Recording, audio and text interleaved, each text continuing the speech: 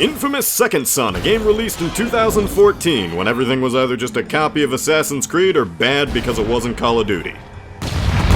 Have you ever wanted to destroy an entire department of the US government by using a genetic mutation that allows you to turn yourself into a nuclear bomb? Alright, you could start calling me Michelangelo because I'm about to take this shit to the ceiling.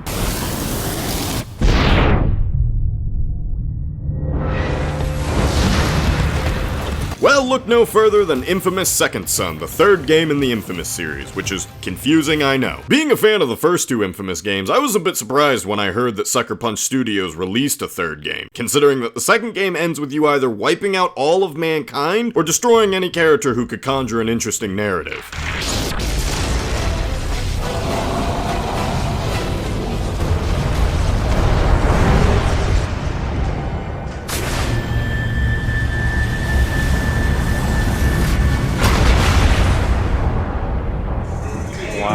But story continuity doesn't mean anything when there are sequels to be made and money to be had. I'm here for money. Money! So, to give a recap, 7 years ago, a group of people referred to as conduits began to emerge into the world. These conduits possess the appropriately named conduit gene, which allowed them to manipulate and often weaponize a unique form of matter. Some of these forms of matter are pretty straightforward, like the ability to shoot fire, ice, or electricity out of your hands, while others just make no goddamn sense, like the ability to become an insect monster straight out of Gears of War, or the power to summon angels and demons out of a TV screen. Don't ask me how that works, I genuinely couldn't tell you. You don't make conduits out of anything these days. It was thought that all the conduits were destroyed after the events of Infamous 2, but turns out a decent number of them have still survived. And considering that the conduits now turn the human condition into a pay-to-win DLC more than it already is, the lower-tier humans, also known as government officials, labeled the group as a national security threat. It was here that conduits, now referred to as bioterrorists, began to be actively hunted by the newly formed Department of Unified Protection, or DUP. This DUP is led by the Concrete Queen herself, Brooke Augustine, a conduit in her own right with the ability to bend the very earth to her whim, creating pieces of shrapnel that are sharp enough to rival even her own wit. For instance, I'll ask again, what happened in there?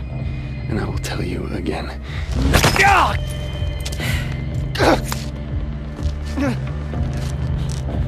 I'm told that hurts. Now, I love Brooke. While her motives make absolutely no sense, her conviction in her duty and her presence as an authority figure makes me equally as terrified and oddly aroused all at the same time. Conduit is a word used by traitors who sympathize with their cause. You're not a traitor, are you? I try not to be. You seem nervous. No, I'm not nervous. It's been my experience there are only two reasons for people to be nervous.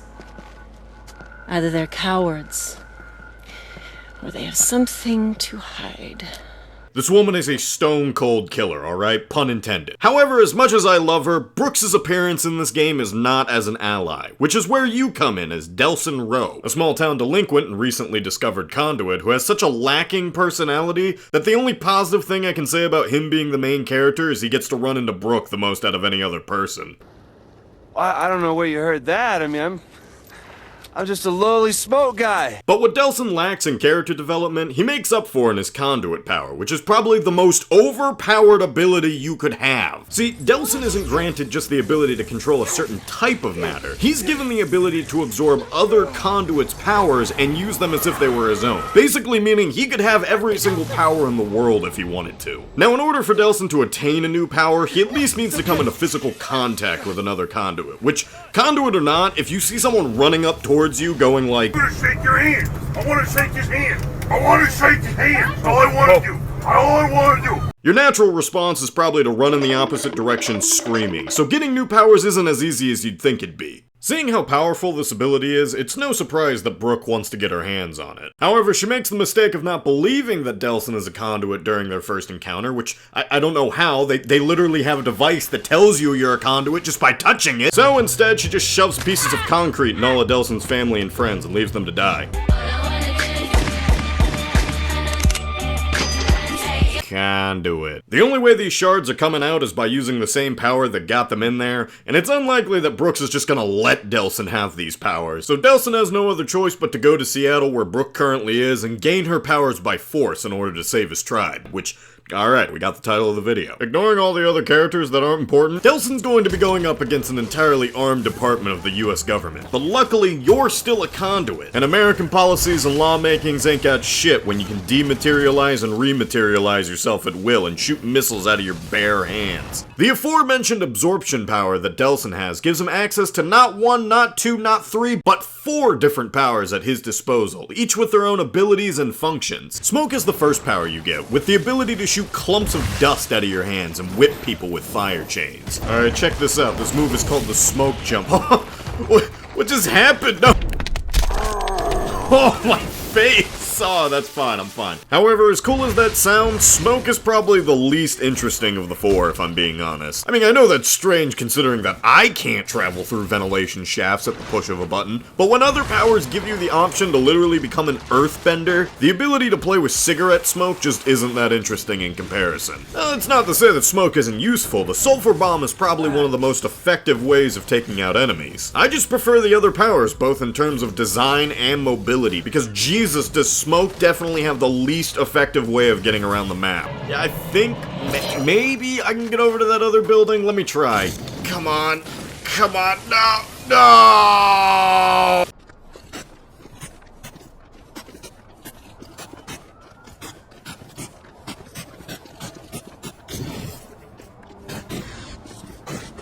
I did it. Neon is the next power on the list, which I don't exactly know what neon means in terms of powers, but this ability basically lets you run at lightning fast speeds and throw stasis bubbles to trap enemies in.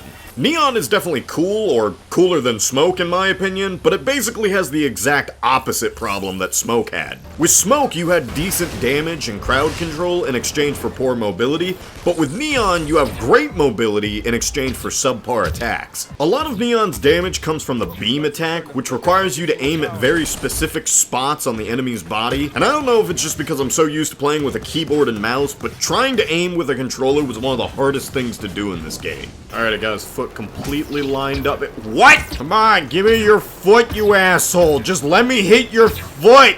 Alright, I got you now, homie. Give me that foot. What? That didn't count? I found that my strategy was using Neon whenever I needed to run around the map, and then switching to Smoke anytime I got into a firefight. However, this piece of advice is worthless once you get the third and best power, Video. Video is just where things go insane. I mean, forget any kind of pros and cons that the other 2 powers had, the Video power is just straight up amazing. Not only are we talking about some of the best mobility I've seen in a video game, this has gotta be like the smoothest way to get around the map. Like, look, are you seeing this? I don't even have a joke for this bit. I just wanted to show this off. Not only are we talking about a machine gun shot that just slaps Neon's precise aim right in the face. Yeah, can't miss now, asshole. I don't even need to hit your feet. But you also get the ability to turn invisible, making enemies completely vulnerable to one-shot attacks. Turning your experience from an action-adventure game to a button masher where you just go invisible and then spam the subdue button on your pathetic enemies. Once you get this power, there's no going back to the other 2. This one just blows the whole competition out of the water. The fact that summoning angels and demons is just an added plus to this power should tell you just how crazy this is. There's honestly no comparison to it. I mean, if I had to come up with at least some kind of flaw for Video, I guess it would be that finding TV screens to recharge your powers is a little difficult. I mean, it's not impossible, but Smoke and Neon sources are just way more abundant in supply. I mean,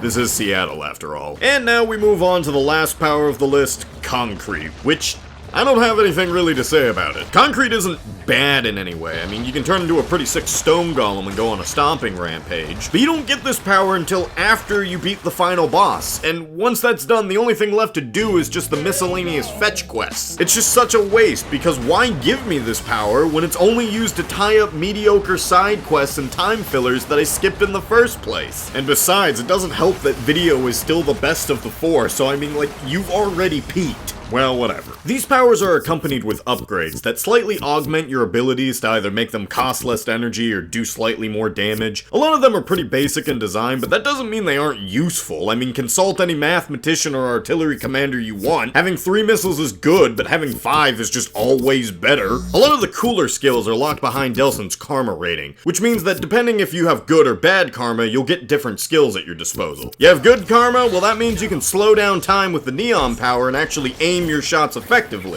You have bad karma? Well, now you can summon 3 demons that destroy your enemies whenever you go invisible. After looking at both what evil and good karma skills provided, I decided that good karma abilities seemed to be a little bit more effective at taking out enemies. Mostly because a lot of the abilities allowed me to instantly subdue the enemies rather than spending time fighting them. Sure, that means they aren't dead and they can live to fight me another day, but honestly, when you're going up against an entire army, killing off a few foot soldiers doesn't make any significant dents in the war effort. So whenever I get into a fight, I don't really care if I leave them dead or alive, I just want them to stop shooting me. Some scenes will also differ slightly depending on if Delsin has good or bad karma. So while it would have been fun to see Delsin gain an actual personality by seeing him slowly become a raging psychopath, Destroy the child.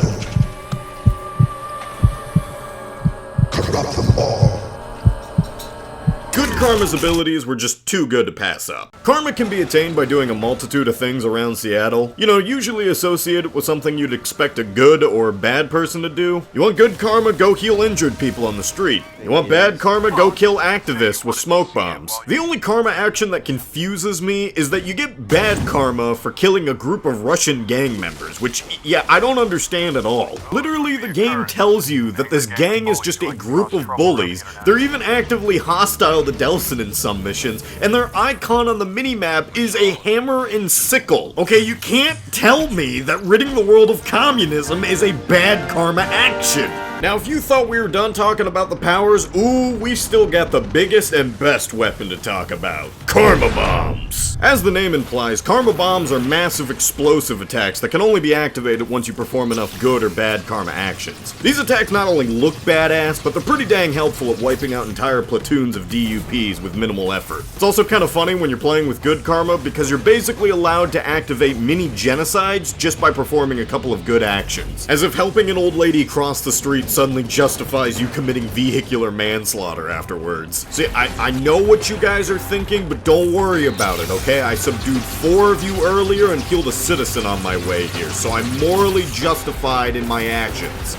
Now that you have all the tools at your disposal, the only thing left to do is go to Brooks's hideout and punt her bitch ass across the map, effectively overthrowing her tyranny and giving you the powers you need to save your tribe. And that's how I destroyed an entire department of the US government, as well as the city of Seattle, ultimately saving the taxpayer thousands of dollars and saving the residents of Seattle the horror of having to live in Seattle. I couldn't ask for a better ending. Well, maybe one where I asked for Augustine's hand in marriage, but I'll save that from my Webtoons fanfiction. Alright, that's the end of the video. Thanks for watching. Check out my other videos if you'd like. And hey, I kept my promise of uploading within 2 years, so you already know I got more things coming down the tube. Just make sure you stay tuned for next time. Alright, I'll see you around. Goodbye.